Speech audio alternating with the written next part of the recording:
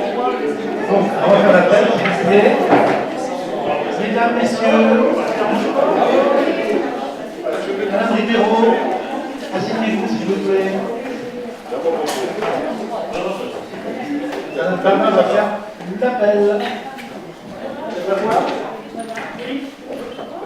Il y a quel micro, je suis désolé. Système VHS, on va le remplacer. Monsieur Benoît Dijon. Je suis là. Monsieur Franck Dubuisson. Il arrive. Madame Liliane Johannet. Monsieur Jean-Paul Fontenot. Présent. Madame Carole Butor. Monsieur Charles Thierrier. Madame Nelly Curie. Présente. Monsieur Jacques Ménard. Présent. Madame Nadia Guissard. Présente. Monsieur Philippe Mallet. Présent. Monsieur Jean-Pierre Dor. Présent. Madame Dominique Paré. Présente. Madame Danielle Schwartz. Présente. Monsieur Philippe Joseph. Présent. Monsieur Jean Silet. Présent. Monsieur Jean-René Coquelin. Présent. Madame Christine Dubois. Présente. Madame Dominique Dolin. Madame Marie-Claire Picot. Pouvoir Monsieur Terrier. Monsieur Dominique Delande. Madame Isabelle Laju. Pouvoir Monsieur Coquelin. Madame Cécile Denis. Pouvoir Madame Guittard. Madame Nathalie Ribeiro. Monsieur Jean-Noël Guillaume. Il va arriver, je ne sais pas, on en a deux. Voilà, Madame- Monsieur Plisson qui arrive. Madame Delphine de Chambre. Si vous arrivez aussi. Elle était là, normalement. Elle arrive. Madame Guylaine Piquet. Elle n'est pas là, on a le pouvoir. J'ai un pouvoir, monsieur le temps. Monsieur Bruno Notin. Des pouvoirs, Monsieur Branchon. Madame Lise Gabriel. Monsieur Christophe Bellavès. Quand Monsieur Madame de Chambre et Monsieur Suplicant qui arrivent. Monsieur Guillaume Grandjean. Oui. Monsieur Fabrice Bouscal. Monsieur Olivier Masson. Présent. Monsieur Cédric Gallino. Alors il va arriver, il a donné son pouvoir maintenant à Madame Gabrielle. Hein. Je viens de Madame Gabrielle.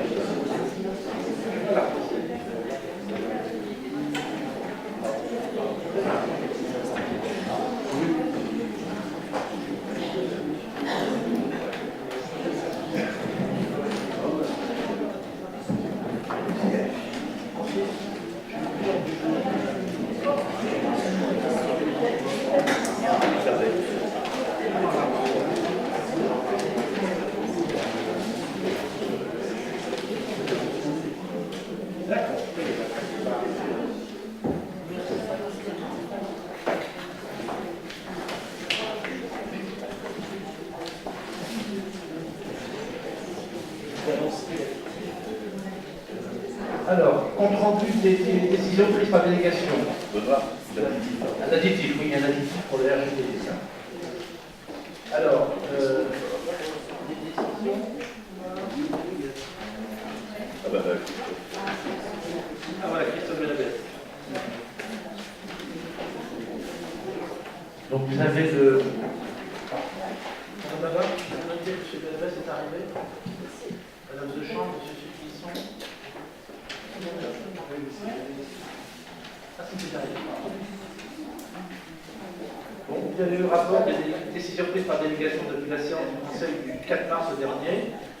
Donc les marchés d'accords cadres suivant les cadres de délégation qui ont été confiés par la Conseil municipal. Assistance à cet ouvrage pour la négociation anticipée de la production des de chauffage à Montargis Énergie. Donc c'est le contrat de la chaussée. Mission d'assistance et d'études de mobilièrement des étals et signalétiques de l'AL Girodet.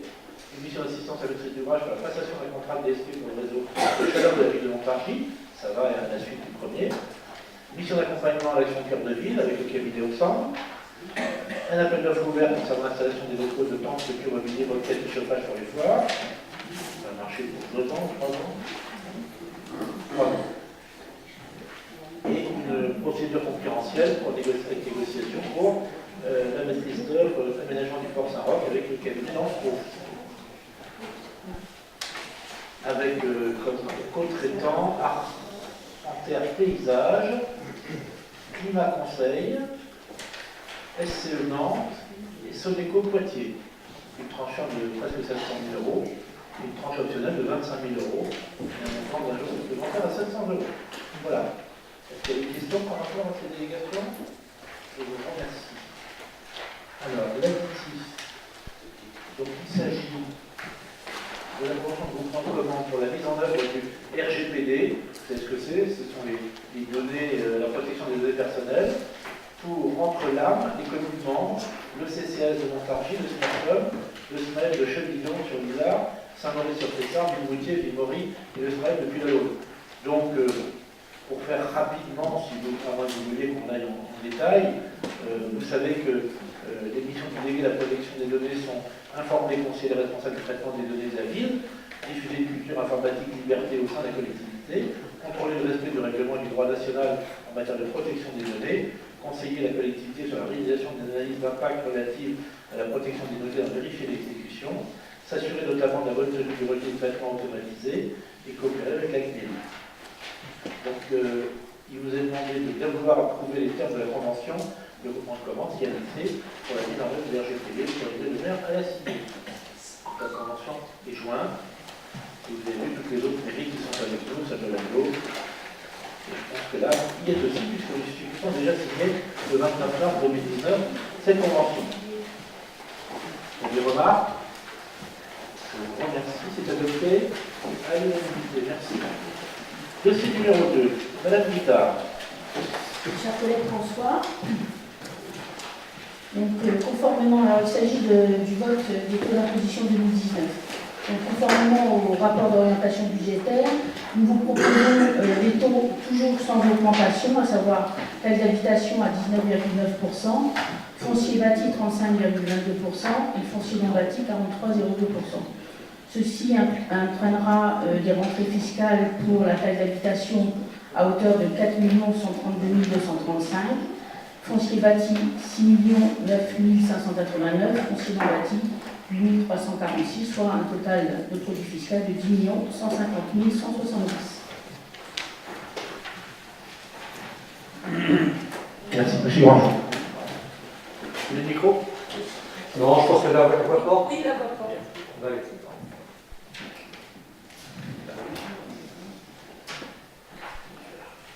Oui, le maintien des taux d'imposition à leur niveau actuel ne doit pas faire oublier que les impôts continuent d'augmenter pour les Montargois et les Montargoises. La revalorisation forfaitaire des valeurs locatives a rehaussé les bases de 2% pour cette année, ce qui amène de manière logique une augmentation de la taxe d'habitation et du bâti foncier. Par conséquent, vous pouvez dire que les taux sont sans augmentation. En revanche, nos impôts augmentent et les produits fiscaux de la ville également. Tout autre discours est un écran fumé.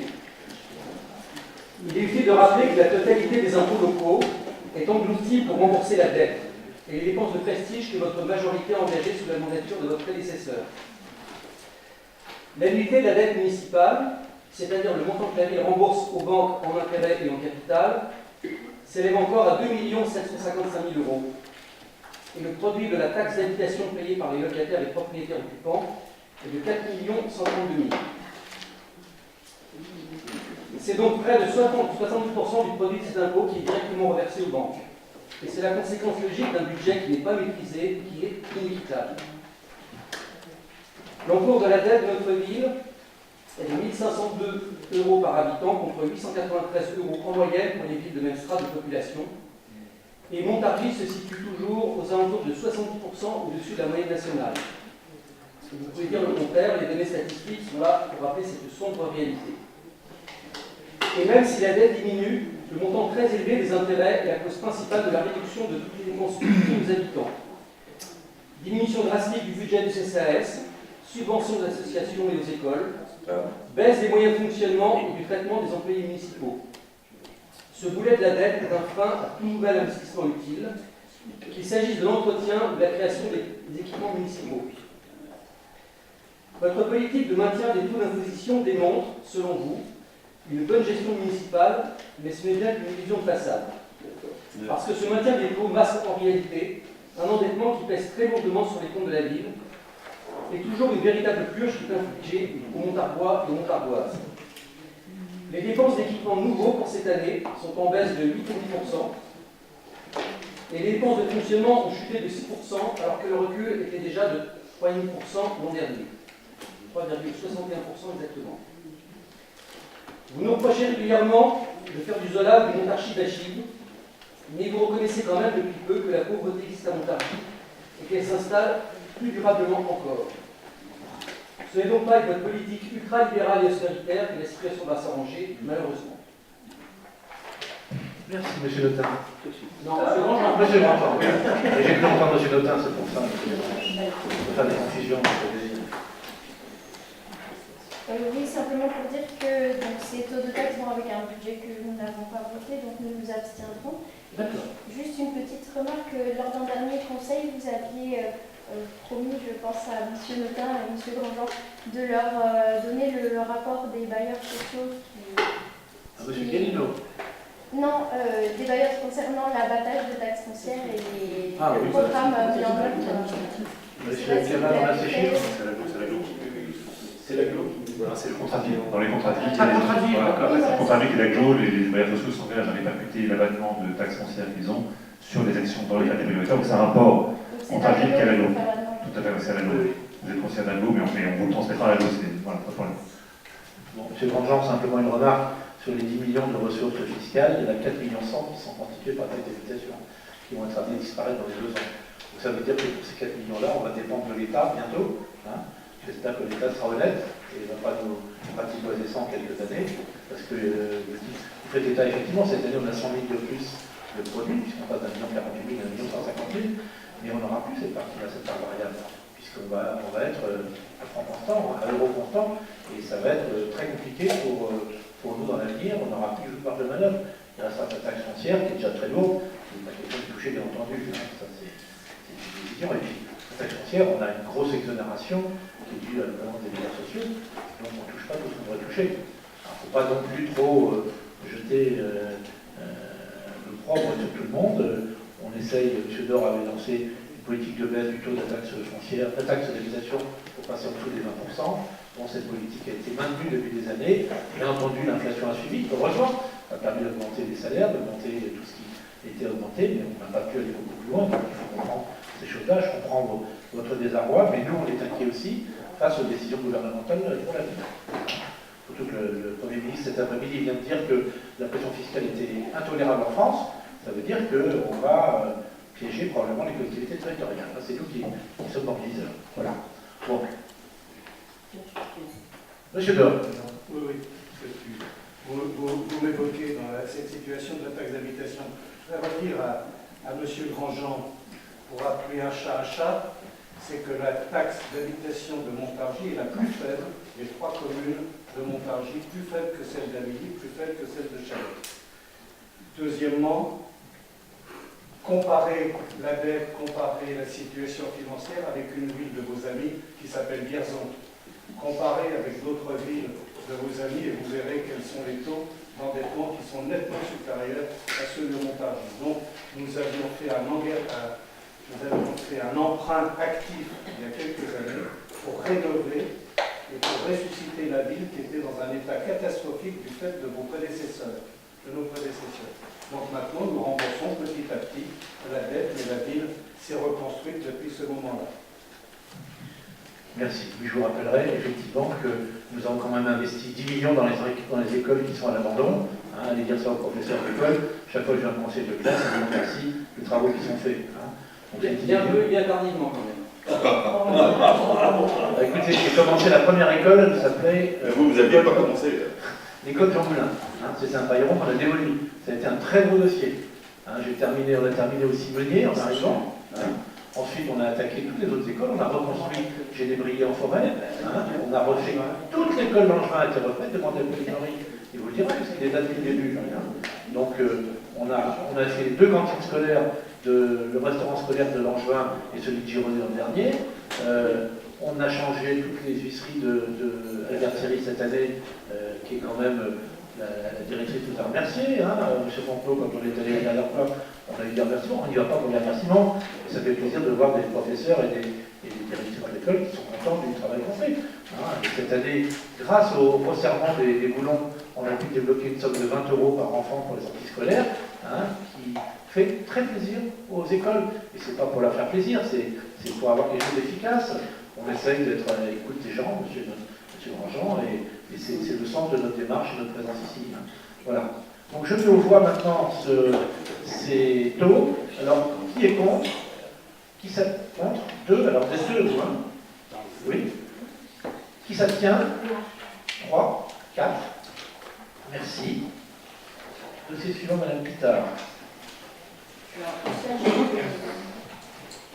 Donc, lors du budget, nous avions voté une subvention attribuée pour l'association FNDIRP.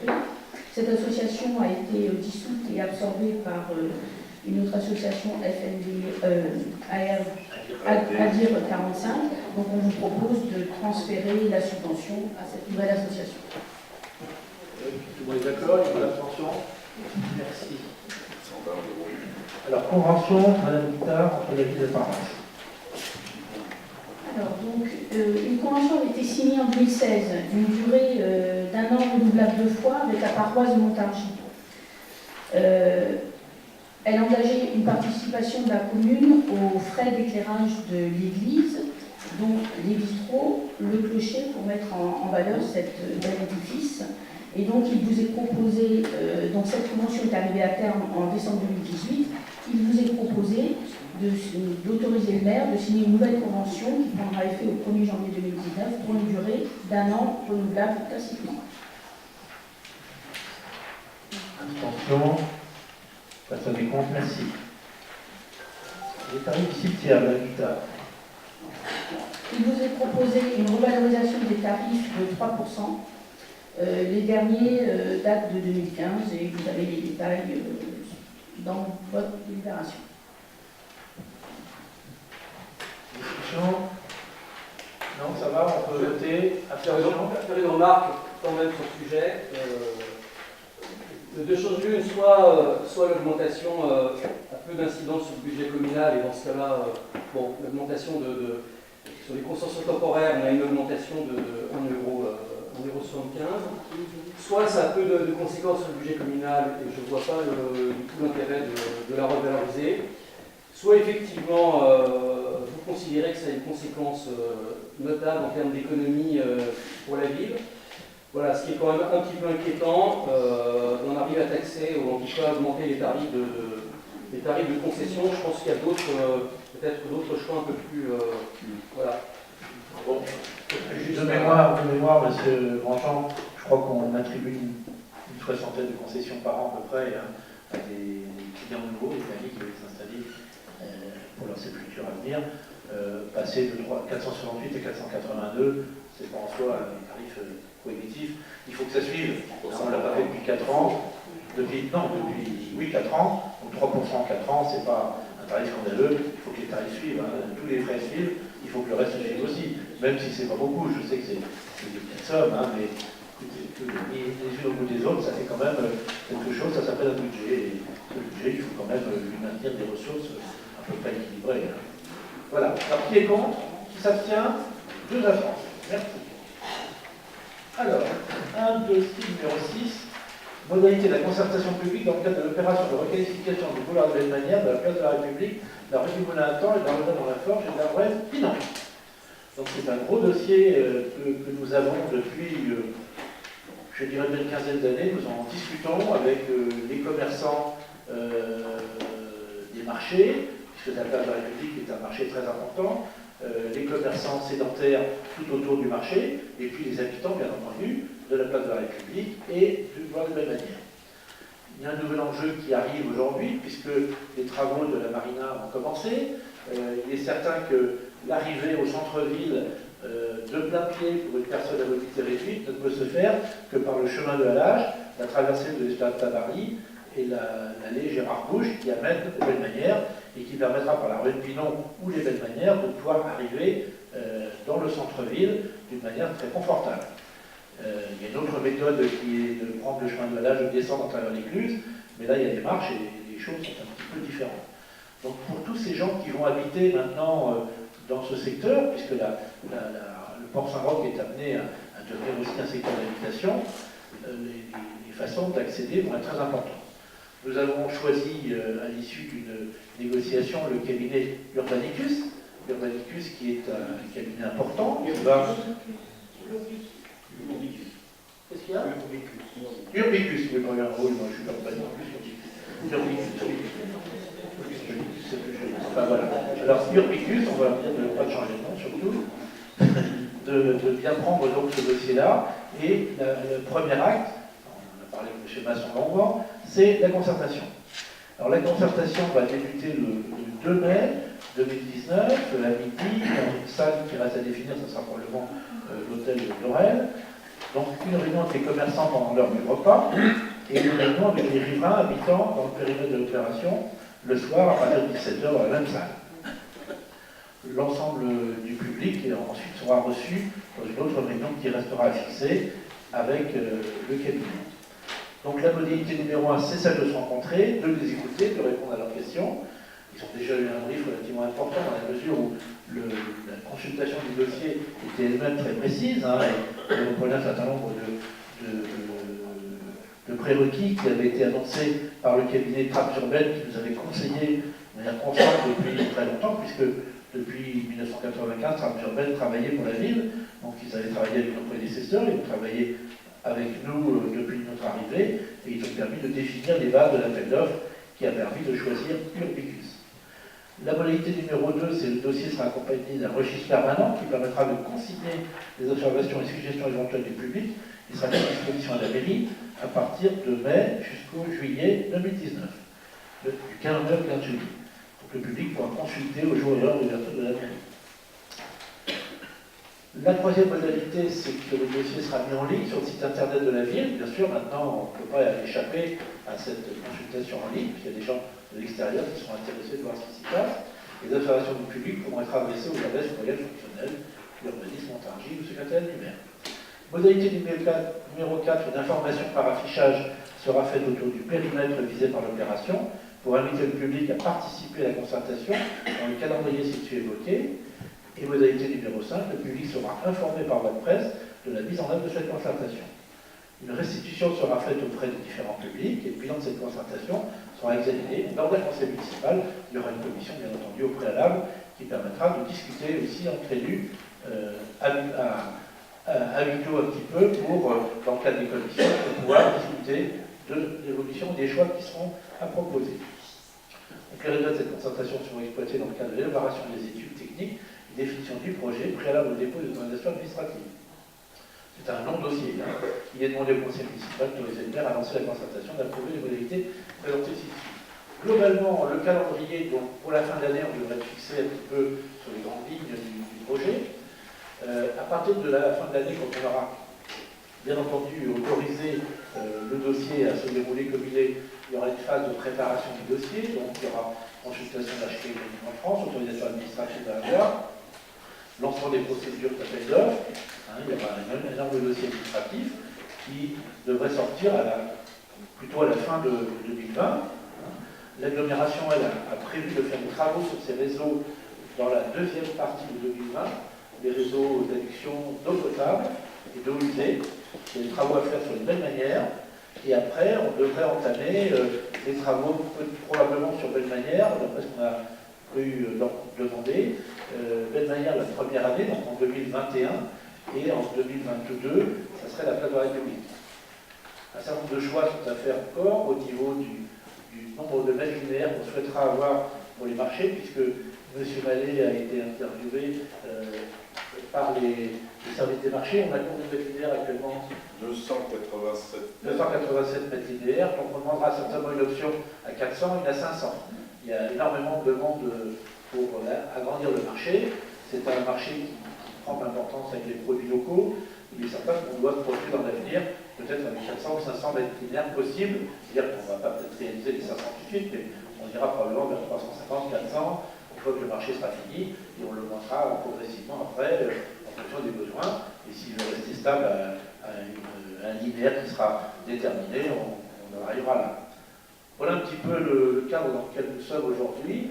Il y aura un autre prérequis, je dis pour M. Masson, c'est que l'étude phytosanitaire des platanes qui font couler beaucoup de salive ou d'encre ou je ne sais quoi, sera faite effectivement, puisque une étude de 1998 avait été faite par un de nos prédécesseurs, et que cette étude sera reprise.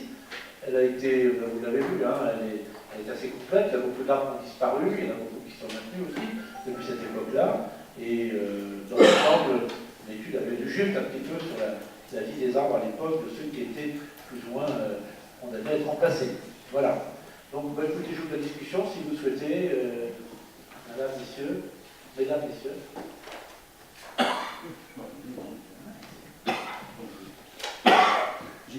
Monsieur Grandjean, monsieur Masson. Vous avez le micro? Oui. Allez, monsieur Masson, on va commencer. Voilà. D'abord, je voudrais rappeler en préambule que cette opération est inscrite dans l'action Cœur de Ville et elle engage à terme les finances à la procédure prévue à hauteur de 4 millions d'euros. Voilà. Nous avions des réserves sur la priorité de ce financement. Voilà. Maintenant, et que le cahier des charges qui est appelé programme de l'opération, qui a servi de base à l'appel d'offres, n'avait été débattu en préalable ni en commission ni au conseil municipal. Toutefois, on a bien noté que vous avez porté la question de la concertation sur ce projet-là, que le conseil municipal a retenu à l'ordre du jour de la commission générale de lundi dernier, du 1er avril, et nous en remercions. Nous avons bien noté la prise en compte d'une suggestion sur l'app qui figure après la modalité numéro 5. Une restitution sera faite auprès des différents publics. Alors, il y a plusieurs questions qui demeurent, mais vous venez de répondre à deux. Ça concerne le linéaire du marché et puis ça concerne l'étude sur l'état phytosanitaire. C'est bien le cabinet Orbicus qui va la faire. Hein? Non. Qui va la commander? Non, c'est la ville qui va la commander. C'est la ville, d'accord. Parce qu'elle ne s'est pas pris dans son cahier des charges. Oui, d'accord. Il y a eu un misfit. D'accord. Et donc, une autre question demeure, c'est le dossier de faisabilité. Ce que vous appelez le dossier de faisabilité, ça correspond bien au programme de l'opération qui avait été communiqué au candidat qui avait répondu à l'appel d'offres. C'est bien celui-là, ce dossier de faisabilité. C'est pas tout à fait le même plan. Non, c'est ce qui va être soumis à l'ABF. Hein. Bon, on verra au moment de la concertation. On ne pas encore. Un petit peu de sémantique toutefois, parce que pour nous, il ne s'agit pas vraiment de concertation, mais de consultation et d'information. Une concertation nécessiterait d'abord de recueillir l'avis des habitants et des usagers des lieux, et notamment leur expertise d'usage des lieux, puis dans un second temps, le travail du cabinet d'études qui intégrerait bien sûr les contraintes de la réglementation, du cahier des charges, et qui pourrait proposer un nombre limité de scénarios, avec leurs conséquences, par exemple, sur la réglementation du stationnement. Il serait alors soumis aux mêmes acteurs et au conseil municipal qui trancherait en dernier ressort. Alors ces allers-retours, c'est vrai, prendraient beaucoup de temps, hein, mais on a bien compris, monsieur le maire, que vous étiez pressé. Non. Nous reconnaissons toutefois que les modalités de consultation et d'information sont nombreuses et communiquées suffisamment à l'avance. Alors avec toutes les réserves qui viennent d'être énumérées, et pour cette dernière raison, nous allons voter pour. Merci, monsieur Masson. Monsieur Grandjean. Donc voilà l'approche. Prenez le micro, ce micro qui est derrière. Oui, nous n'avons pas la même approche.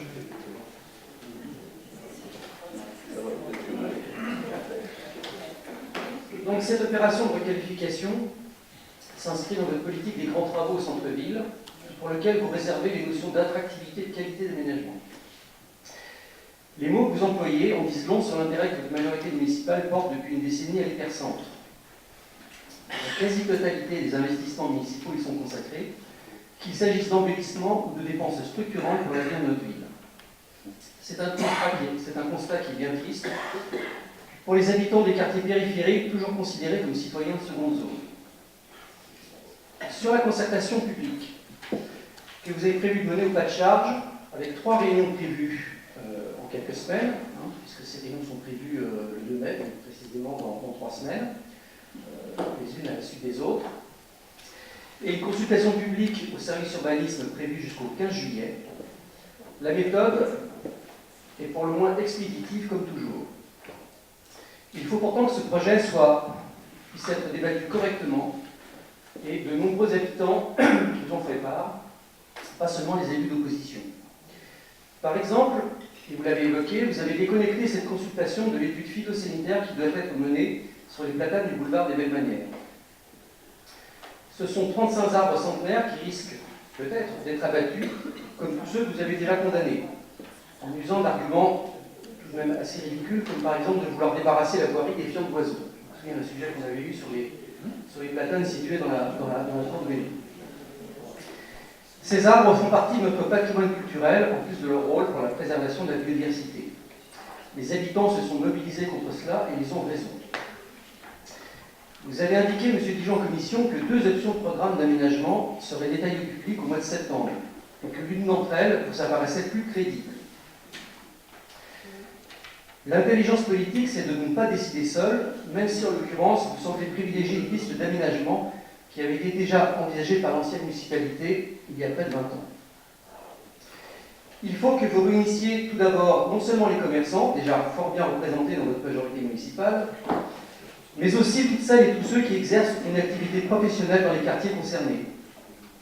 Les logiques de déplacement et de stationnement les concernent tout autant.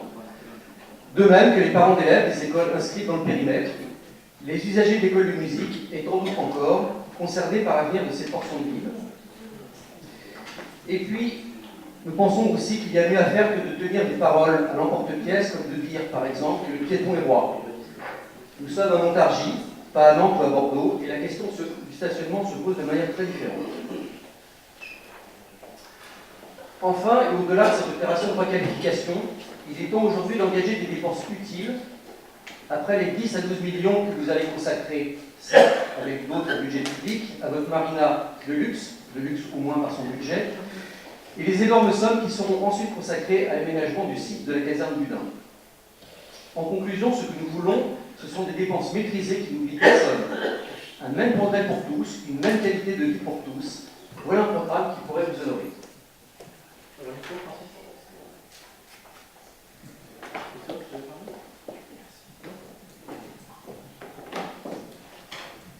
Bon, je remercie Monsieur Notin. Monsieur le ministre de la Mobilité. Effectivement, on est dans un cas où là, on a un aménagement qui est en cours depuis plus de 15 ans. Je peux vous dire que quand le rond-point Victor Hugo a été fait par l'équipe précédente, c'est-à-dire M. Nicolas et Reboul, le rond-point avait été dessiné par Trames Urbaines. Et il y avait 2 platanes qui avaient été plantées au bout du rond-point et qui préfiguraient un mail qu'ils avaient imaginé qui serait au milieu de la voie. Vous voyez ? Donc eux avaient déjà prévu à l'époque de remplacer les platanes par d'autres platanes qui seraient dans le centre de la voie. Donc je n'ai pas de tabou là-dessus et je n'ai pas de leçon à savoir de vous de ce côté-là, puisque vos prédécesseurs y avaient déjà pensé. La deuxième chose que je veux vous rappeler, c'est que cet investissement va être un investissement important, bien sûr, 4 millions d'euros. Il se passe 10 millions d'investissements au port, à la marina. Vous l'avez rappelé, c'est pas 10 millions, il y a 10 millions. C'est 10 au départ, on verra l'arrivée. Oui, c'est 10 au départ, vous êtes très pessimiste. Je vous rappelle que le conseil départemental a abondé de 5 millions, Madame Joanne est là pour en témoigner, et que la région centre a amené 3 millions aussi dans cette opération-là. Donc l'opération subventionnée à 80% par les partenaires départementaux et régionaux, c'est quand même pas de nature à être oublié. Et nous les remercions sans cesse d'avoir mis la main à la poche pour nous aider, parce que c'est vrai qu'on n'aurait pas pu le faire tout seul. Monsieur Grandjean, je continue. Donc cette opération, elle est très importante. Mais qu'est-ce qui s'est passé à Montargis? Il y a eu des opérations très importantes. La plus grosse opération, vous la connaissez? Vous pouvez me rappeler la grosse opération qu'on a faite d'urbanisme? C'est le plateau qui est dit. L'Enrue, à cheval sur Chalette, Montargis et Villemandeur. 60 millions d'euros, monsieur Grandjean. 60 millions. Hein? L'entraîneur de la ville, quand on a refait le quartier qui va depuis Chalette, vous avez vu, il y a des gilets jaunes là-bas, jusque chez Lavaux. 5 millions d'euros, monsieur Notin, monsieur Grandjean. 5 millions d'euros, avec la gare qui a été refaite. 5 millions d'euros. Et puis la chaussée, je vous rappelle qu'on est en train de finir la résidentialisation des 3 tours de la rue de la Chaussée, qu'avait lancé M. Dor avec les crédits qui venaient de la politique de la ville. Hein. C'est un dossier qui est ancien, il y a une dizaine d'années, mais ces dossiers sont quasiment terminés. Je ne sais pas si vous êtes allé voir l'état des 3 tours, il y en a 2 de fait pour le moment, c'est tout à fait remarquable. Et n'oubliez pas que l'arrière à Place-Lorraine et la requalification des centres commerciaux de la chaussée avait été aussi un moment très important il y a un peu plus d'une dizaine d'années quand on est intervenu là-dessus. Donc ne dites pas qu'on n'a rien fait hein, dans ces quartiers. On a fait un peu partout. C'est vrai que le centre-ville actuellement a besoin que ce dossier, qui était dans notre programme électoral, doit être appliqué. C'est un dossier qui va se passer sans passion, mais avec détermination, parce que le moment est venu, depuis le temps qu'on travaille dessus, le moment est venu de passer à l'acte, et nous passons à l'acte actuellement. De toute façon, maintenant, l'affaire est lancée, hein, je vous le dis. Comme vous le rappelez, ce quartier Kennedy, effectivement, c'est une la politique de la ville, et sur la rue, c'est des crédits qui ont été largement, les crédits crédit largement partagé. La ville n'a pas financé toute seule. Hein, S'il n'y avait pas la volonté de la Heureusement. Donc, C'est comme le port, c'est comme ça tout. serait parfait. Là, dans la politique de la ville, on vient d'avoir une enveloppe de 300 000 € cette année qui a été votée. 300 000 qui a été attribuée la semaine dernière à Montargis, à Quittivé, à Gien. 900 000 € que la politique cœur de ville vient d'attribuer à nos villes. Ben, c'est ce qui nous donne un coup de souffle. à côté des dizaines de millions que vous avez consacrés au centre-ville, je suis désolé, la balance n'y est pas. Bon, monsieur Monsieur Grandjean, on est à 4 millions là, on est à 4 millions. Alors, soyez raisonnable. Hein. Bon, allez, je mets au vote. Est-ce qu'il y a des voix contre? Des abstentions? Deux. Contre? Oui, à contre. Bon. Contre 2. Non, abstention, pardon, excusez-moi. Bon, est-ce que vous avez compris? Merci. Alors, dossier numéro 7. Dernier, si vous arrêtez, je vais introduire le dossier. Hein. Et puis je vous laisserai le présenter après. Bon.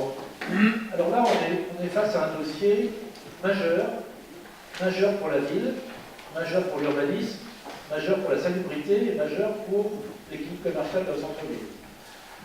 Majeur pour la ville parce que c'est un quartier, la rue du Général Leclerc, qui est en grande perte de vitesse depuis des années. On l'a constaté, vous l'avez dit, nous le constatons tous les ans. Les appartements sont plus occupés, les immeubles sont en mauvais état. Il y a eu un drame il y a quelques années avec les deux jeunes frères et sœurs qui ont brûlé vivants dans cette maison derrière la mairie. On a des problèmes de salubrité, de sécurité, et il faut absolument que la ville puisse retrouver dans ce quartier de la rue Général Leclerc un lieu définitif qui lui permette d'accueillir des commerces et des habitants.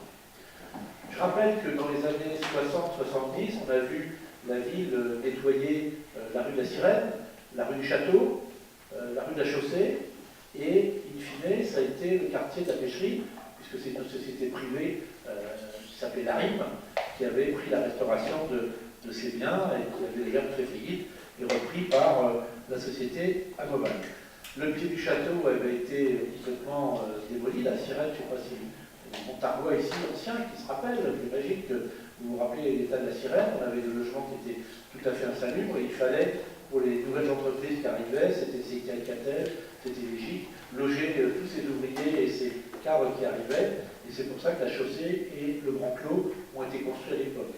Les commerçants de la rue de la Chaussée, eux, se sont retrouvés dans le centre commercial, on a appelé curieusement la boîte à chaussures, puisque tout était fermé sur l'intérieur, il n'y avait pas d'extérieur, et le linéaire de toutes les boutiques s'est retrouvé enfermé dans ce centre commercial avec un grand magasin qui était à l'époque le comptoir de champagne qui avait été ouvert.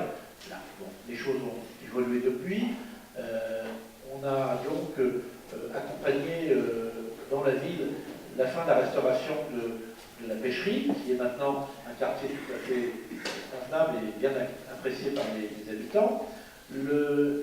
La famille Touvenot a sauvé le bas du château, puisque le petit quartier où il y a les tanneries, le musée des tanneurs avait été sauvé par les Touvenot qui avaient protesté un petit peu sur les démolitions trop importantes qui avaient eu lieu, et on a sauvé les quelques maisons qui se trouvent dans notre dos, sur la rue du château, et le reste a été construit, des immeubles modernes, propres, sécurisés, et surtout avec la salubrité. La chaussée, c'est pareil, on a eu effectivement ces tours qui se sont construites, Alsace-Lorraine avait été construite, la rue de Cromoro aussi en son temps, les équerres de la rue de Cromoro, la rue de l'Europe s'était construite, les résidences au milieu s'étaient construites aussi, souvent attribuées à des anciens officiers ou sous-officiers qui étaient à l'EAT, qui restaient pour la retraite ici, et puis ça a été la fin avec Gréven, la rue de Gréven, la rue du Grand Clos, qui ont été les derniers immeubles construits à la chaussée, dans les petits jardins qui étaient là derrière. Donc la ville a eu un temps de modernisation, de salubrité, d'accueil de tous les gens qui venaient travailler dans les nouvelles usines de la zone industrielle d'Abilly. Il y a des gens ici qui connaissent bien cette histoire. Et bien sûr, ces gens ont été logés au plus pressé. On sortait de l'après-guerre, où il y avait un problème de logement en conflit très important. Et la ville s'est fortement engagée dans ces opérations. Aujourd'hui, il s'agit d'une opération de sauvegarde de notre bâti ancien. Il ne s'agit pas d'acheter pour démolir, il s'agit d'acheter pour rationaliser, améliorer l'habitat, redonner des appartements dans les étages. Et la suggestion de l'architecte des bâtiments de France, dans le cadre de l'opération préalable que nous avons menée, était d'agir sur des blocs. du bloc, c'est-à-dire le bloc le plus important, et on en parlera tout à l'heure, c'était le bloc de la rue Triptyque, la rue Général Leclerc, la rue du Certeau et la rue du Bourg-Jean-Dupont. Là, sur un bloc, on peut imaginer qu'on a devant les activités commerçantes et à l'arrière, l'arrivée des appartements avec une sécurisation, avec une entrée beaucoup plus propre, des poubelles organisées, enfin, tout ce qu'on a dans petit immeuble actuellement. On a des immeubles de briques et de broc qui ne permettent pas de pouvoir recevoir dignement des gens qui veulent habiter dans Montargis.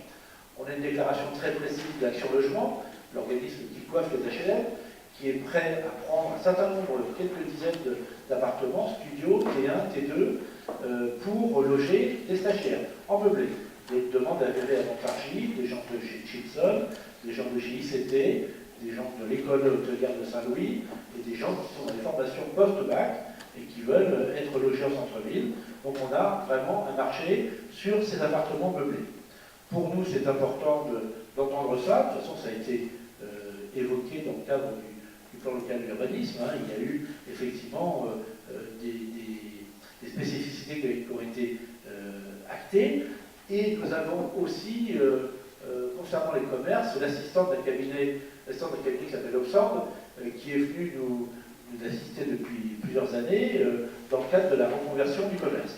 Eux nous ont conseillé de faire la halle qui est derrière nous, qui va ouvrir bientôt, avec les quelques commerçants sédentaires qu'on va accueillir, qui sont des non-sédentaires qui deviennent sédentaires, et le rez-de-chaussée de ces commerces qui vont être rue Général Leclerc seraient des surfaces de 200-300 mètres carrés qui permettraient de répondre à un besoin d'enseignes nationales qui veulent s'installer en ville. Alors, ce n'est pas des magasins de sol et des choses comme ça, ce sont des magasins de cadeaux, souvent de mobilier, d'équipements de la maison, et c'est là un petit peu qu'on intervient aujourd'hui avec un certain nombre d'opérateurs. Alors M. Thierry va vous expliquer comment est monté le dossier, mais sachant qu'on a des partenaires qui s'appellent Action Logement, la Caisse des dépôts de consignation, les Marica qui va venir auprès de nous, le BFLI qui va faire le portage financier, les services de l'État. On a autour de nous un entourage de conseillers et de partenaires qui vont nous permettre d'avancer sur une durée relativement importante. Hein. Ça ne va pas se faire en 2 ans ou 3 ans. C'est une opération qui va nécessiter du temps, parce qu'il faut la monter, il faut commencer à la doter de moyens, et c'est une opération qui va prendre du temps, mais c'est un tournant important pour Montargis, et je crois que c'est notre responsabilité d'accompagner dans le cadre de la tranquillité cette évolution qui ne remettra pas en cause l'urbanisme en tant que tel, au contraire, qui va redonner vie à ces maisons anciennes qui méritent d'être maintenues parce qu'il y a de très jolies façades, il y a de très jolis ensembles qu'il faut conserver. Il y a d'autres opérations de curtage qu'il faudra mener. Curtage, c'est une démolition, hein, c'est un nettoyage pour assainir et faire en sorte que les choses s'améliorent pour l'environnement. Voilà, je passe la parole à M. Terrier. Après, c'est proposition. Merci, M. le maire. Donc, par délibération du 18 décembre 2008, le Conseil de la communauté d'agglomération montargoise d'Iréclevent a décidé d'adhérer à l'EPFLI Foncier Cœur de France. Le PFLI Foncier Cœur de France est un établissement public industriel et commercial à l'éthique, doté de la personnalité morale et d'autonomie financière. Donc, il est compétent pour acquérir et porter des biens immobiliers bâtis ou non bâtis pour le compte de ses adhérents ou de toute autre personne publique. Après signature d'une convention portant notamment sur la durée du portage foncier, ainsi que sur les modalités et conditions du remboursement du capital, le PFLI foncier acquiert les biens et les gère dans tout leur aspect. Le temps du portage peut être consacré à la réalisation de travaux de proto-aménagement, sécurisation, démolition, dépollution, etc., sous maîtrise d'ouvrage de l'EPFLI.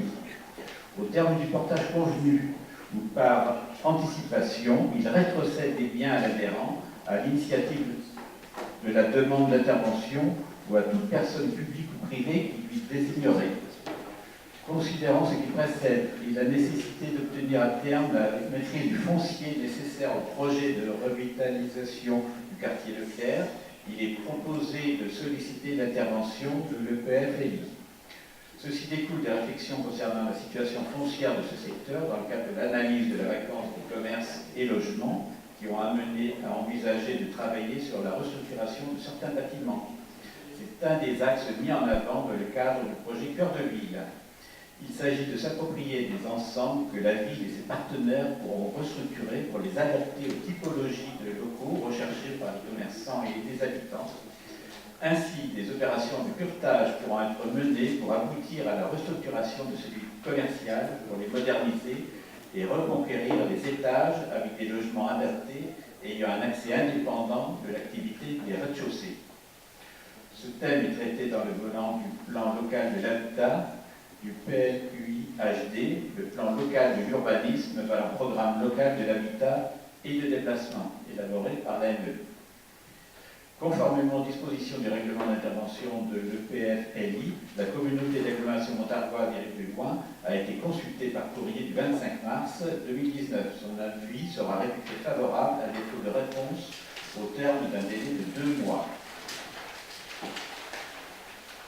Le mandat confié à l'EPFLI consistera à négocier l'acquisition des biens situés dans les 6 secteurs de la rue du Général Leclerc, inclus dans les périmètres figurant sur le plan ci-après, avec traversante vers Place Giraudet, rue Tripetier, rue Délidé, avec retour ou angle sur rue Cour Jean Dupont, rue du Cerceau, rue Perrier, rue Gambetta et partie nord de la mairie.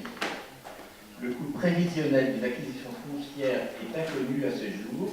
Le PFLI consultera les domaines, considérant que la valeur vénale des biens sur l'ensemble de l'opération est supérieure à 180 000 €. Le mandat de l'EPFLI sera limité au montant de l'avis domanial, marge incluse. Ce mandat pourra néanmoins être relevé à un prix supérieur au vu du contexte et après accord écrit du maire. L'enveloppe prévisionnelle maximum allouée aux acquisitions foncières de l'ordre de 4 millions d'euros.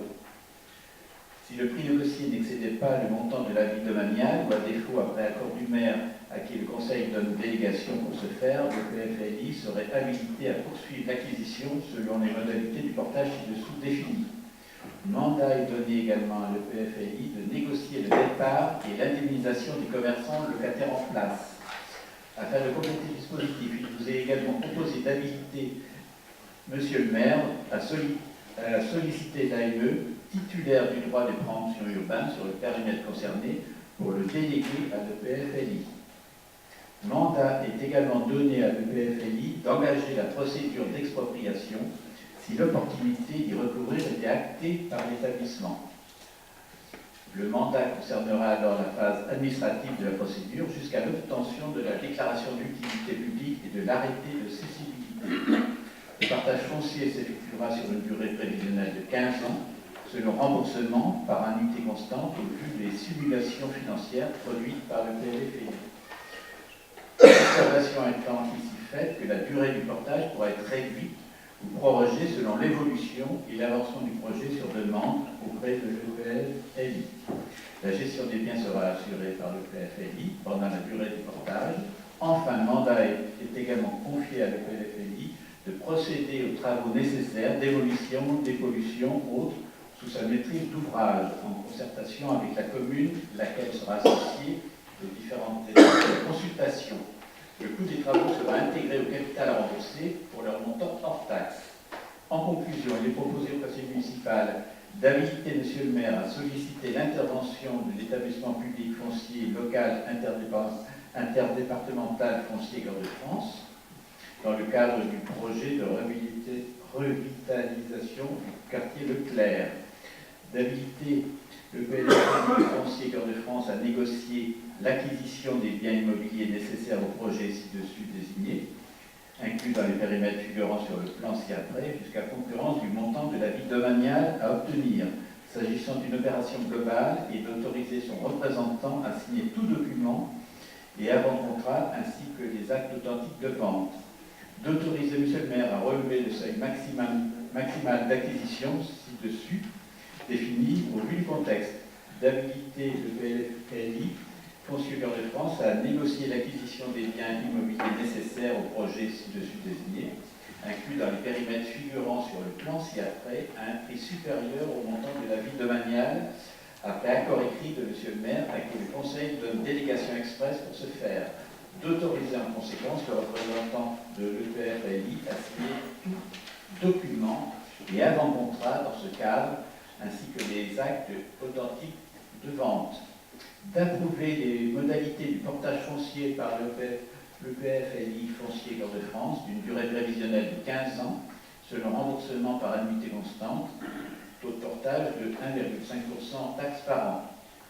Autoriser Monsieur le maire à signer la convention de cadre d'intervention de l'EPFLI, le cas échéant, et la convention de portage foncier, d'habiliter le PFLI Foncier Corps de France à négocier le départ et l'indemnisation des preneurs en place, d'habiliter le PFLI à engager la procédure d'expropriation s'il juge opportun d'y recourir, jusqu'à l'obtention de la déclaration d'utilité publique, réserve foncière, des acquisitions nécessaires au projet dans les périmètres figurant sur le plan ci-après et de l'arrêté de cessibilité, d'habiliter Monsieur le maire à solliciter l'AME, la délégation du droit de préemption urbain à l'EPFLI Foncier Corps de France sur les périmètres concernés. D'une façon générale, d'approuver les conditions du mandat confié à l'EPFLI dans le cadre de cette opération, d'autoriser Monsieur le maire à signer l'acte d'acquisition des biens par la commune aux conditions contractuelles à l'issue du portage foncier, le cas échéant, ainsi que tout acte rendu nécessaire à la réalisation de cette opération.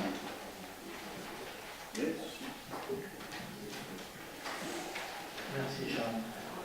Alors vous voyez, c'est une affaire qui est quand même lourde, qui est compliquée, qui va nécessiter beaucoup de temps, puisque rien que pour la DPU, la DUP, pardon, la déclaration d'utilité publique, il va falloir au moins 1 an, parce qu'il faut que les domaines estiment déjà la valeur de tous les biens qui sont dans les carrés. Alors vous avez le secteur 1, qui est le premier secteur sur lequel on va travailler, qui est le secteur principal, après l'église, entre l'église et Courgeon du Pont, entre Tricty et Général Leclerc.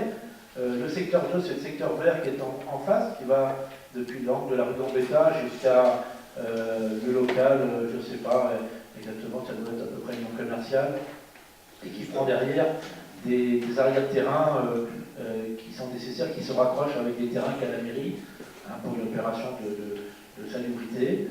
C'est là que nos petits jeunes avaient volé.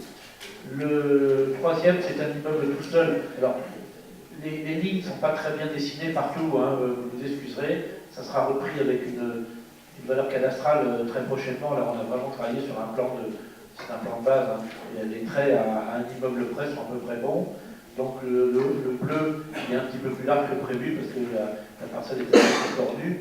C'est un ancien immeuble d'assurance qui a été abîmé par l'inondation qui n'a jamais été rouvert. Ensuite, vous avez le secteur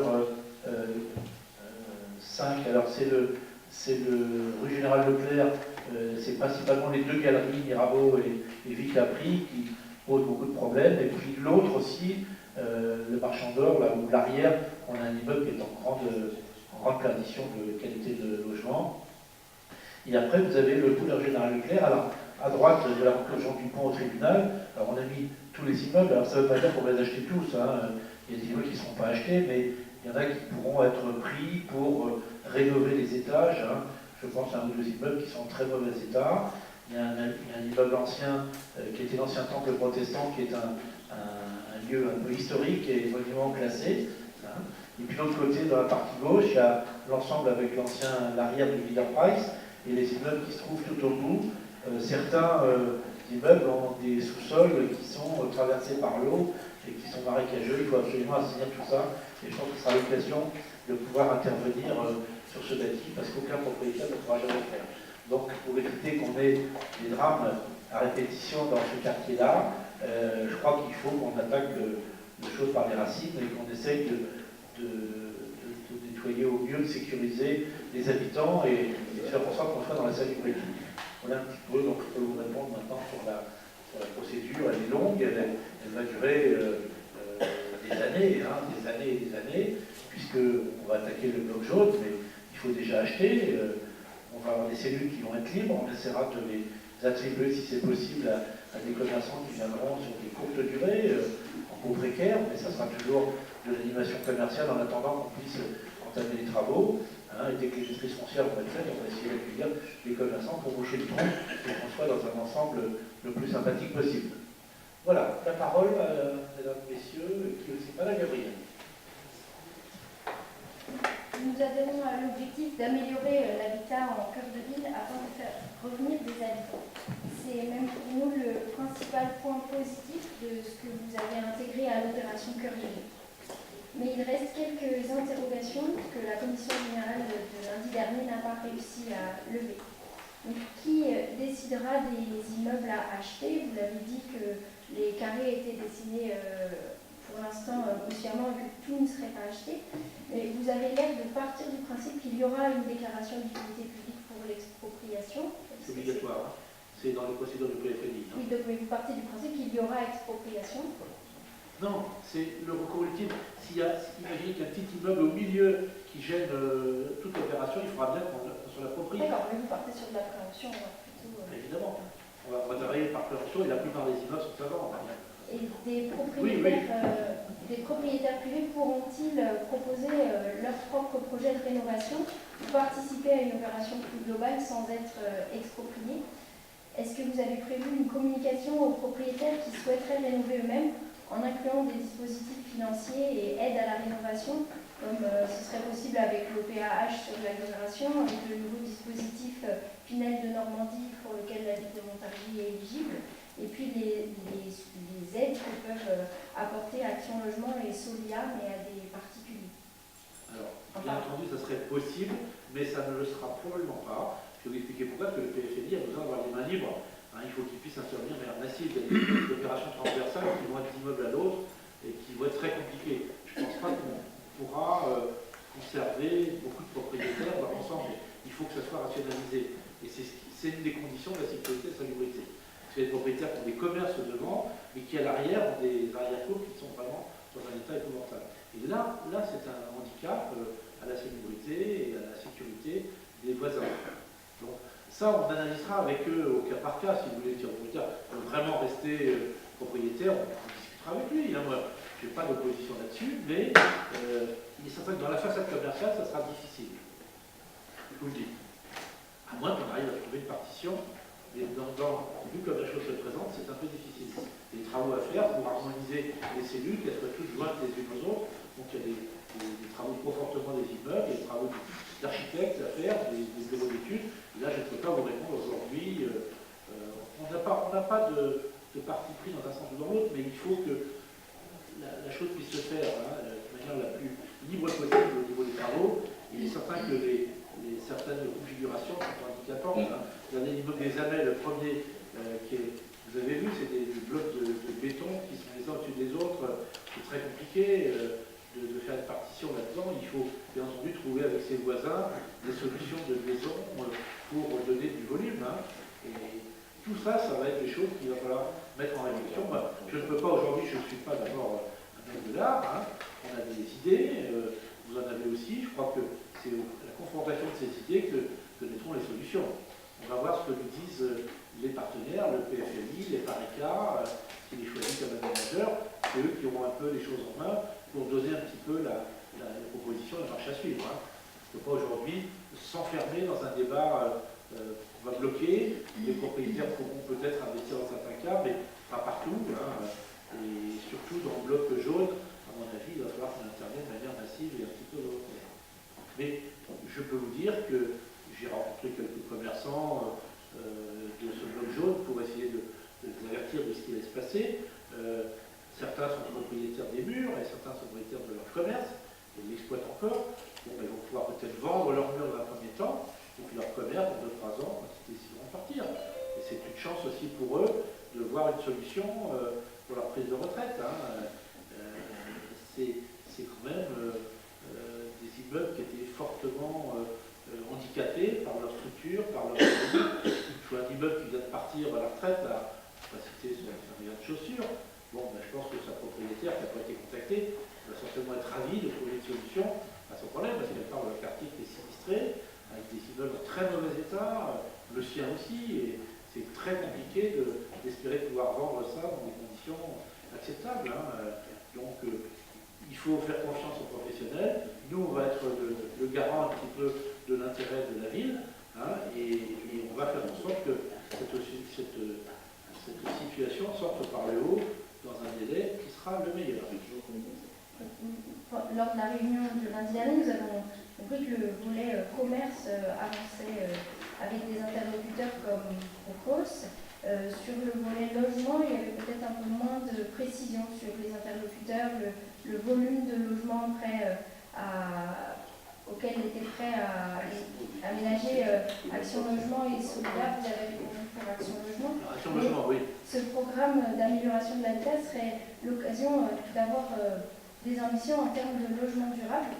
Vous avez évoqué des opérations de curetage, de restructuration d'ensemble qui seront nécessaires. On pourrait penser aussi à des solutions de chauffage collectif, de production d'énergie ou de chaleur solaire mutualisée, de mutualisation d'accès aux étages et de parking vélo et de parking local.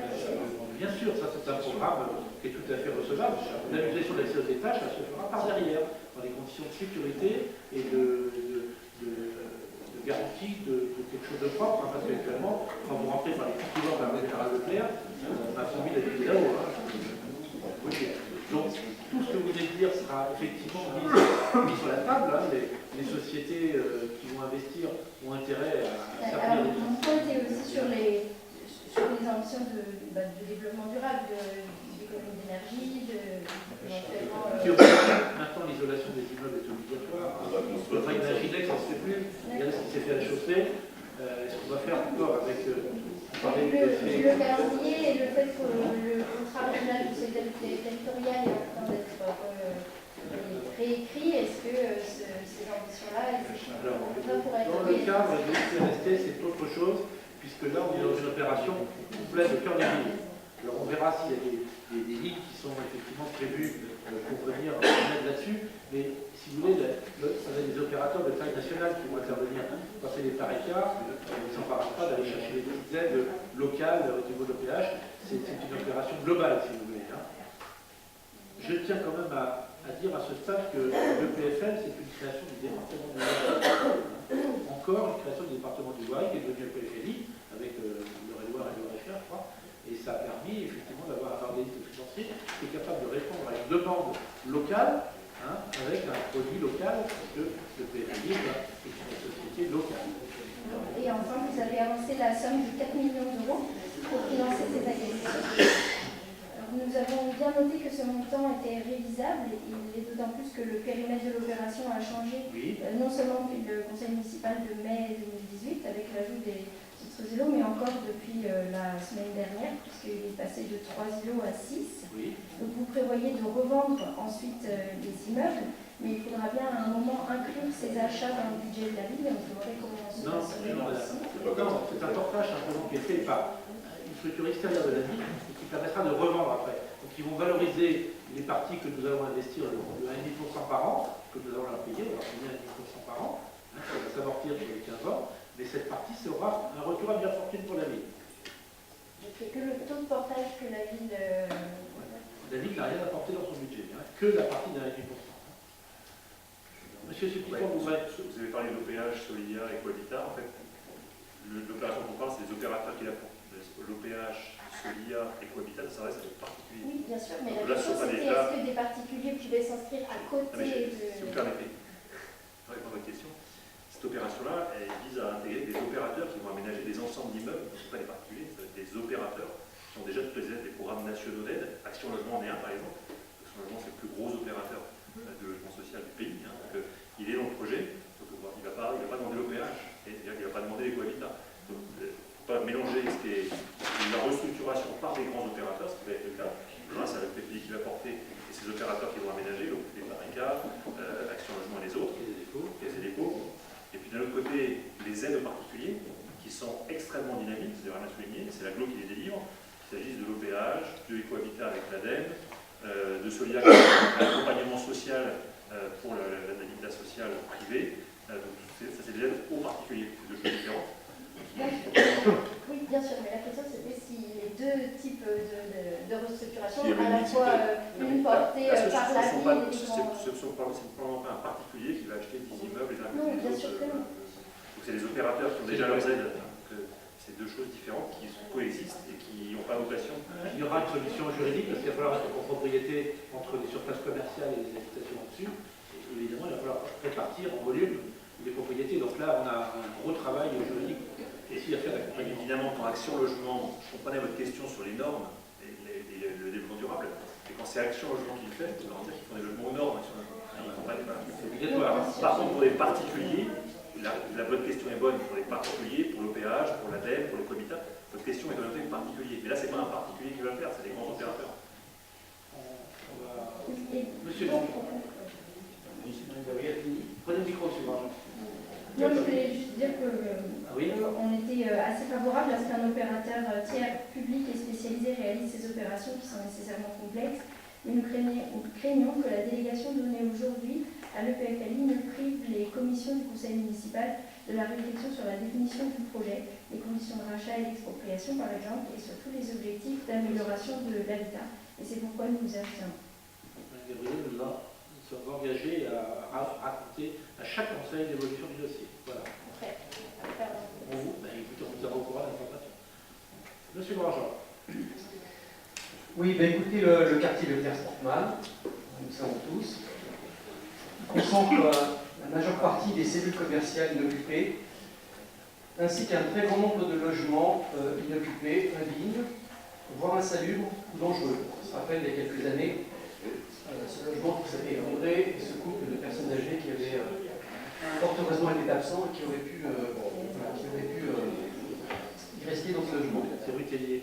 C'est rue Tellier. Exactement, j'étais intervenu. Ils veulent la maison. Vous avez dépensé 700 000 € dans ce quartier il y a 3 ans, sans que le bilan n'avance. L'intervention d'un établissement public foncier local peut être un bon outil d'anticipation, à condition de faire preuve de volonté politique et de penser une stratégie de développement local.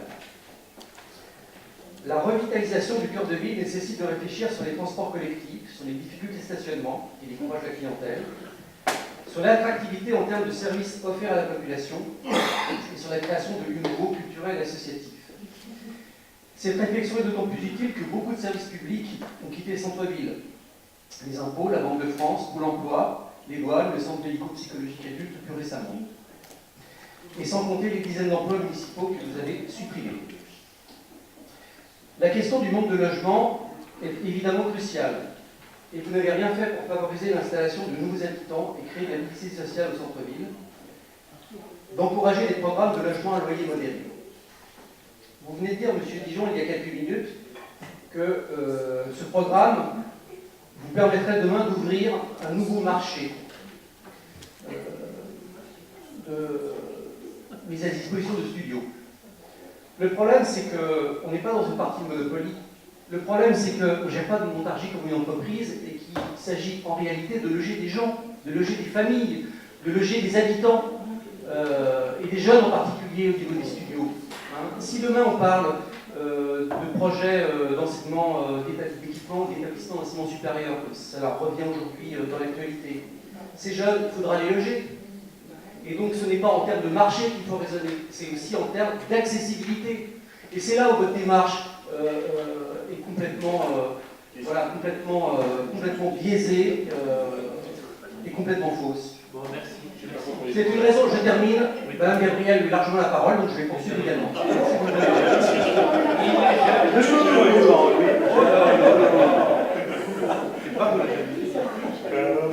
Et c'est évidemment une des raisons pour lesquelles Montargis a connu un tel dépérissement démographique, pas seulement, mais également en ayant perdu plus de 1000 habitants en quelques années. Aujourd'hui, les deux principaux axes commerçants, rue Doré et rue Leclerc, ne proposent pas d'offres suffisamment diversifiées. Le commerce local subit une concurrence féroce. Il ne peut pas rivaliser avec la zone d'Antibes en proposant le même type d'enseigne, et notamment des enseignes à 200-300 m² comme vous l'envisagez. La clientèle, bien évidemment, continuera d'être absorbée par les zones commerciales périphériques si l'on ne cherche pas à renouveler et diversifier les services pour l'ensemble de la population et de la clientèle. C'est un miroir aux alouettes, une profonde erreur qui plombe les finances de notre ville. Vous prévoyez de provisionner pour le moment 4 millions d'euros pour les acquisitions foncières. On sait, là encore, que ça sera bien plus à l'arrivée et pour quel résultat. La seule façon de ne pas retomber dans une impasse, dans une démesure financière, c'est de tirer un bilan lucide des actions que vous avez déjà engagées, d'écouter les critiques vous concerter avec la population et les forces vives de Montargis et de conduire une politique municipale qui réponde aux attentes des habitants. Nous rappelons ce soir, comme nous le faisons régulièrement au Conseil, que d'autres quartiers montargois ont besoin d'investissements publics, y compris sur le plan du soutien économique. Des commerces ferment aussi dans le centre commercial à la chaussée, mais on ne vous entend jamais en parler. Alors c'est vrai qu'il s'agit d'un centre situé dans un quartier populaire, un quartier qui sort du triangle d'or que vous irriguez par dizaines de millions d'euros. Le premier quartier, c'est occupé. La fracture sociale, économique, culturelle continue de se creuser entre l'hypercentre et les quartiers périphériques, qui restent les grands oubliés de votre politique d'aménagement. Vous habitez à Montargis depuis combien de temps? Et pour conclure, nous estimons que l'établissement public foncier local est un bon outil pour agir au service de politique locale, juste, solidaire et équilibrée. Mais c'est la main qui tient l'outil et vous êtes, en la matière, selon nous, de bien mauvais artisans. Merci, monsieur. Merci. Monsieur. Nous sommes enfin opposés, j'en terminerai là, à ce que le maire puisse autoriser, sans aucun contrôle démocratique, l'établissement public foncier à négocier les acquisitions à un prix supérieur au montant de l'avis domanial. Il est tout aussi anormal que le maire puisse relever le seuil maximal d'acquisition sans information préalable, ni consultation et vote des élus, malgré les engagements que vous prenez, mais les engagements ne sont jamais suivis des faits. C'est une porte ouverte à tous les abus, et nous serons quant à nous vigilants à ce que ces opérations financières qui seront engagées le soient à bon escient. C'est pourquoi nous nous abstiendrons sur cette délibération. Alors, M. Grandjean, puisque vous serez maire l'année prochaine et que je n'y serai plus, vous pourrez vous permettre faire vous-même cette régulation. Et puis, je vous rappelle aussi qu'à la chaussée, on a lancé une étude dans le cadre de l'opération Cœur de Ville, pour monsieur le micro, l'opération Cœur de Ville à la chaussée aussi, dans laquelle nous mobilisons des moyens pour une étude de réunification du centre commercial de la chaussée avec le Super U pour faire une galerie marchande. Ça a dû vous échapper, à mon avis, mais c'est une chose que nous allons annoncer. L'appel d'offres est parti. M. Kamal, je ne sais pas où on en est, on a des dossiers qui sont déjà partis. Ah oui, c'est en cours. On a combien de candidats déjà? Voilà. Donc des dossiers ont été retirés, M. Grandjean, et soyez rassurés, la chaussée n'est pas oubliée dans l'histoire. J'ai parlé tout à l'heure de l'évolution de la chaussée, c'est un quartier sur lequel on travaille beaucoup. Monsieur Delors. Oui, simplement pour rappeler quand même qu'on est dans une action cœur de ville. On devrait tous être tout à fait à l'unanimité favorable au cœur de ville. Avoir pu bénéficier de cet engagement ministériel, c'est important, et que là, on parle d'un dossier qui est la rénovation d'un quartier où le commerce souffre depuis de nombreuses années et qui souffre par sa position entre le carrefour du Pont de Québec, la rue Dorée et la rue du Loing. Donc il y a tout un ensemble qui souffre depuis de nombreuses années. Donc se situer là-dessus, c'est quand même fondamental. Et je voudrais rappeler à M. Grandjean qui n'est pas montargois. Il faut quand même se souvenir que l'ancien hôpital avait disparu et que toute la zone de l'ancien hôpital, nous l'avons rénové qu'avec des logements privés, des logements publics, avec Amoral, avec Le Jeune Loiret et avec des sociétés privées. Aujourd'hui, tout ce quartier est habité, ce sont des logements, alors qu'avant c'était un hôpital.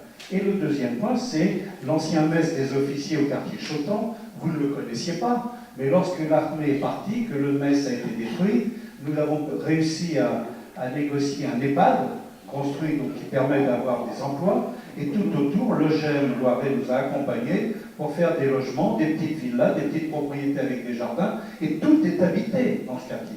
Donc ne dites pas qu'il n'y a pas de logement, il y a des logements qui ont été faits par la municipalité actuelle, à la fois sur le Chotan, à la fois sur l'ancien hôpital, et bien entendu sur le quartier Kennedy, et à la chaussée avec des nouveaux petits immeubles qui sont entièrement occupés. Il n'y a pas de vacances dans ce domaine.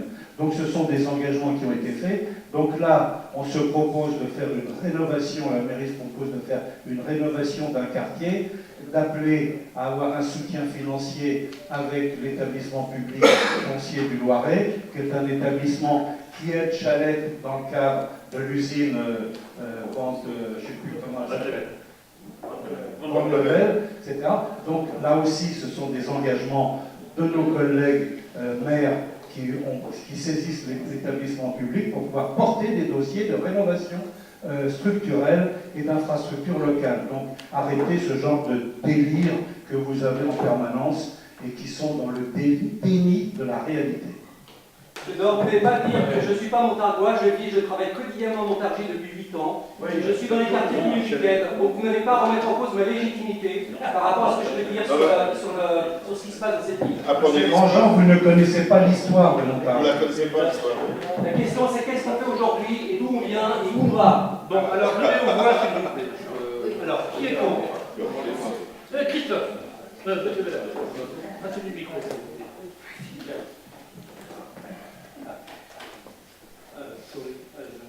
On prend pas souvent la parole, mais bon.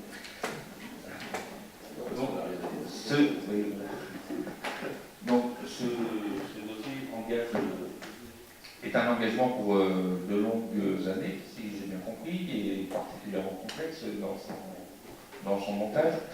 Il y a une volonté d'assainissement et de sécurisation du quartier, ça, je pense qu'on peut y être que tous favorables.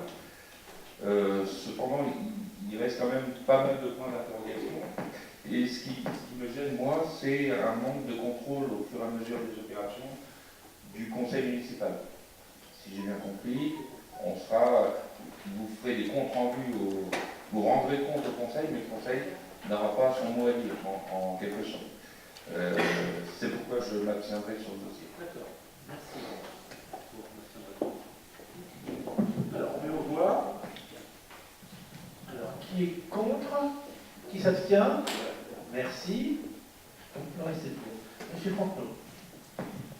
Eh bien, merci. Le dossier numéro 8 donc, concerne la fixation des tarifs des accueils de loisirs pour l'été 2019. Vous avez le tableau donc, qui figure sur le document qui vous a été remis. Je ne vais pas peut-être ne pas nécessaire que j'énumère les différents tarifs. À titre d'information supplémentaire, je voudrais dire que les derniers tarifs n'ont pas été augmentés en raison du fait que ça a créé une trop forte disparité avec les autres tarifs. Alors, on met au voix, il y a des abstentions, des contre. J'ai une remarque. Allez-y.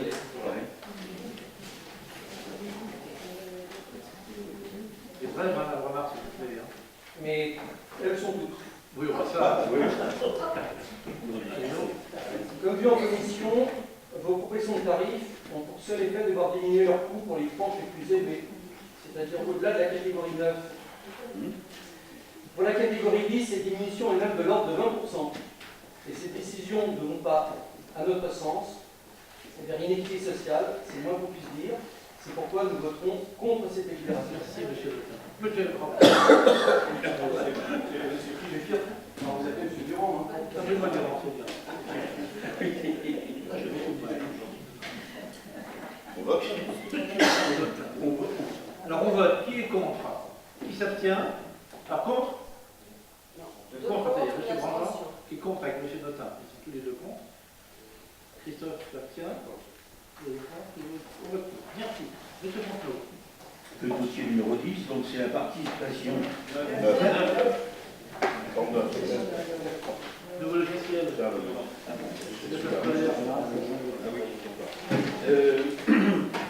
Bien, alors donc ça concerne la modification des règlements intérieurs de la restauration scolaire et des centres de loisirs. Le service affaires scolaires enfance va être doté d'un nouveau logiciel. Aussi, afin de faciliter les inscriptions en ligne des familles, il est proposé de prendre pour toutes les prestations dispensées par le service d'affaires scolaires enfance pour l'année scolaire N, donc N+1, le quotient familial de la CAF d'avril de l'année N. Il est demandé au conseil municipal d'approuver donc cette disposition. Abstention, les votes contre. 2 contre. Abstention. Numéro 10. Alors enfin le numéro 10, donc il s'agit de la participation aux frais de scolarité pour les enfants scolarisés hors de leur commune de domicile légal pour l'année scolaire 2019-2020. Donc, comme chaque année, une réunion avec les maires de l'agglomération ou leurs représentants fixe la participation des communes aux frais de scolarité des enfants scolarisés hors de leur commune de domicile légal. Celle-ci s'est tenue le 12 mars dernier. Pour l'année donc 2019-2020, les membres ont décidé de ne faire aucune augmentation.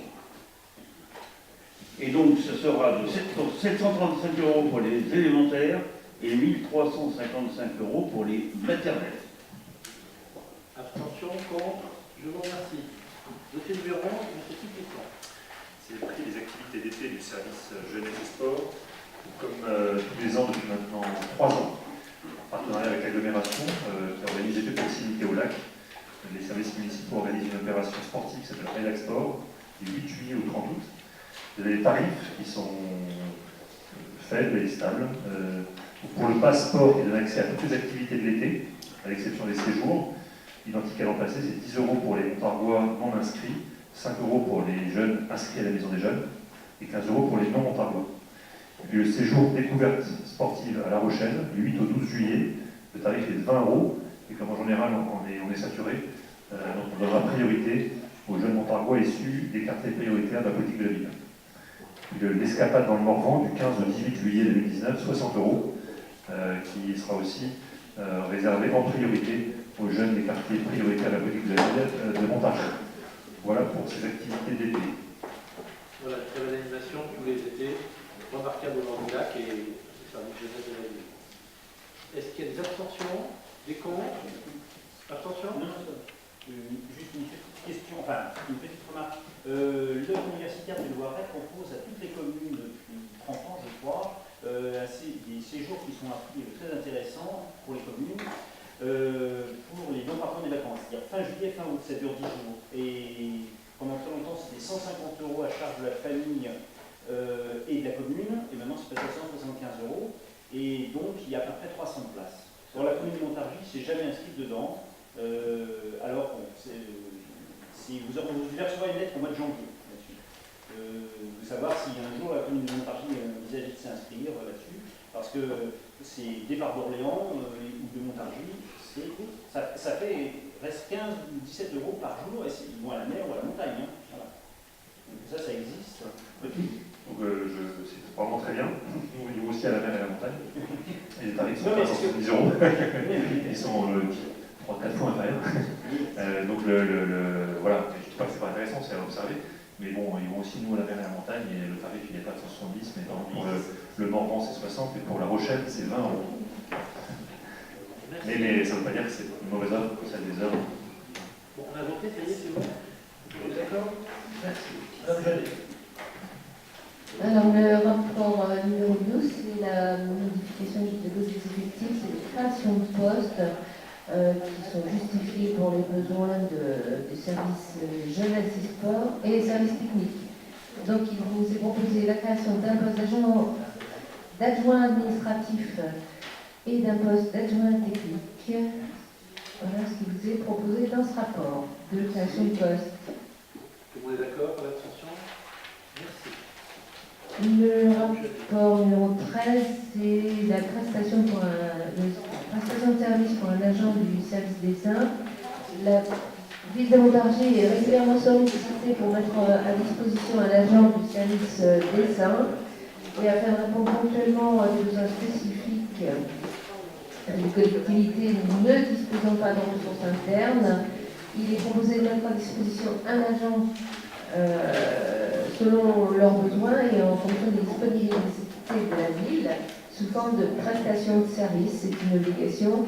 Le tarif appliqué pour l'année 2019 serait de 25 € de l'heure. Un événement mensuel sera transmis et le tarif sera révisé au 1er janvier de chaque année. Merci. Est-ce que des abstentions, des contre? Merci. Alors, une communication au prochain conseil municipal aura lieu en mai. On ne sait pas encore exactement la date. Pas le budget supplémentaire. On a le conseil administratif aussi qui sera voté en même temps. Je vous signale de retenir la journée du samedi 4 mai, puisque nous avons ce jour-là l'inauguration du monument que les Chinois nous offrent. On a signé il y a une quinzaine de jours à Paris un acte de donation de la République populaire de Chine, qui nous offre un joli monument à la gloire du centenaire de l'amitié franco-chinoise et du 55e anniversaire de rétablissement des relations diplomatiques entre la France et la Chine. Donc à cette occasion, nous aurons pas mal de personnalités chinoises qui vont venir ce jour-là. Je vous demande de vous mobiliser au niveau du conseil municipal, si vous le pouvez. Il y aura le matin un colloque au Tivoli entre 9 et 12. Ensuite, un livre sera proposé. Je ne sais plus le titre, Stéphane. Hein? Enquête de rêve, voilà, qui est édité par les éditions Écluse. Et il y aura un repas auquel vous pourrez participer avec il y a 500 Chinois de prévus et tout. Donc voilà, vous avez 2000. Alors on attend de voir les chiffres évoluer. Et puis vers 15h, il y aura l'inauguration sur la place de Deng Xiaoping du monument offert par la République populaire de Chine, un monument rond de 4 tonnes et demie qui est en train d'être fabriqué et qui va arriver par avion pour les délégations spéciales. L'ambassadeur sera là, on aura des ministres, on aura un monument. Alors rendez-vous le 4 mai. Merci.